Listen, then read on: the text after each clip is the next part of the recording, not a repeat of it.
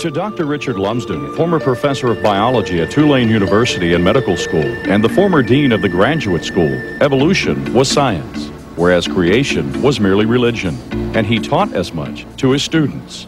What I would try to get across is that science is science. Science deals with the real world, with real phenomena.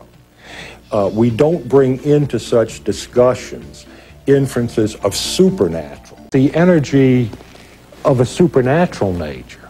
I was prompted at that point to give a lecture on the origin of life, giving creation its due with as much mockery as I could summon. Truly, in the beginning was the Word, but the Word was hydrogen. After that class, one of his graduate students came up to him and said, "Great lecture, Doc." Well, that got my attention. Flattery always did. And she said, "But I have some questions." And indeed she did. She had a legal pad, and I could see line after line after line after line. So they had an appointment, which ended up lasting longer than anticipated. The appointment also ended up changing Dr. Lumsden's life. Now, I'm not trying to challenge anything. I just want to get my science straight. That's fair enough. Okay. That's fair enough. Last month, you taught how mutations were genetic disasters. How, by natural selection, can they randomly produce new and better structures? That's a good question. Good question. I'll probably have to think more about that.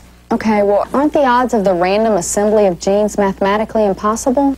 You've had your share of mathematics. Let's see if we can't figure that out. Not only were we talking about a mathematical impossibility, we were talking about a physical and chemical impossibility, which gave me pause.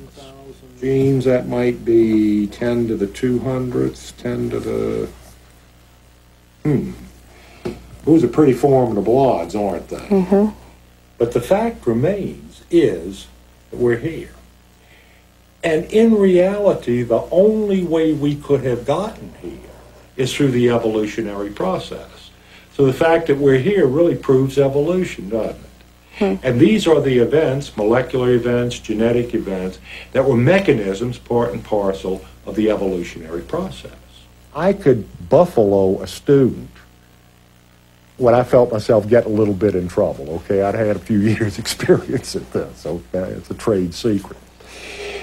But for the first time maybe in my life, in explaining various facets of evolution theory, I began to listen to what I was saying. And what I was saying wasn't making very good scientific sense. Where exactly in the fossil record is the evidence for progressive evolution, the transitional forms between the major groups? You know, most of them, come to think of it, are fully formed kinds in their own right.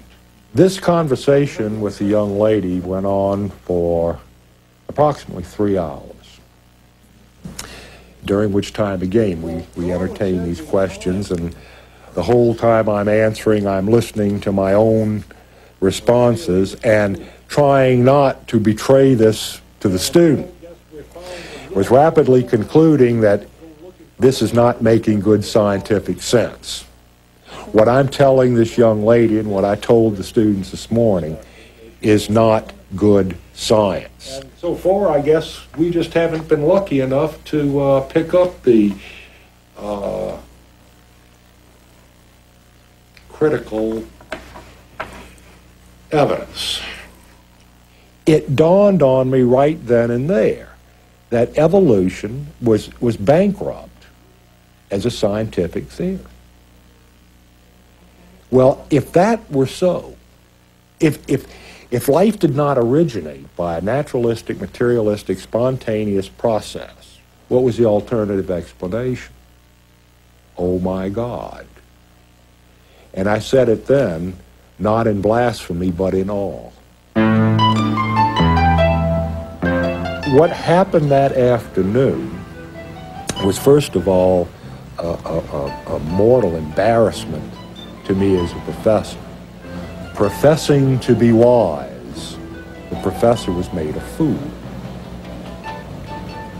And then secondly, with the realization that, hey, God exists and God created. was that experience of fear. Now that's enough to turn a corner in anyone's life.